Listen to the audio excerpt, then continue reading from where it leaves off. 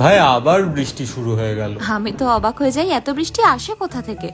এই অবাক বলতে মনে পড়লো, তুই জানিস রিয়ার ওই 5 বছরের লম্বা রিলেশনশিপটার নাকি কাল ব্রেকআপ হয়ে গেছে। ভাই আজকাল যার দিকেই তাকাচ্ছি সেই দেখছি রিলেশনশিপের প্রবলেমে আটকে আছে। আরে কি হু হু করছিস, তুই আদৌ শুনছিস? কমিউনিকেশন। কি? আরে ল্যাক অফ কমিউনিকেশন।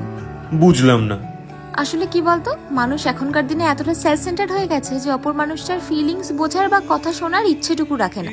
সবসময় কোনো একটা ঝামেলায় মানুষ নিজেকেই ঠিক ভাবে। কিন্তু সামনের মানুষটাও তো ঠিক হতে পারে। সেটার জন্য কমিউনিকেট করতে হবে, কথা বলতে হবে। নাকের ডগায় ঝাল নিয়ে বসে থাকলে তো আর হবে না।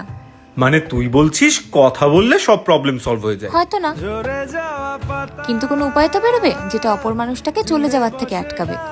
তাহলে মানুষ কমিউনিকেট করে না কেন? কারণ আজকাল না অপশন অনেক বেশি। মানুষ অলরেডি জানে যে তার জন্য কেউ না কেউ আছে, তাই জন্য ছোটখাটো চলে যাওয়া তার জন্য ম্যাটার করে। কি যে বলিস না, মানে তুই বলছিস মানুষের কাছে আগে কোনো অপশনই ছিল না?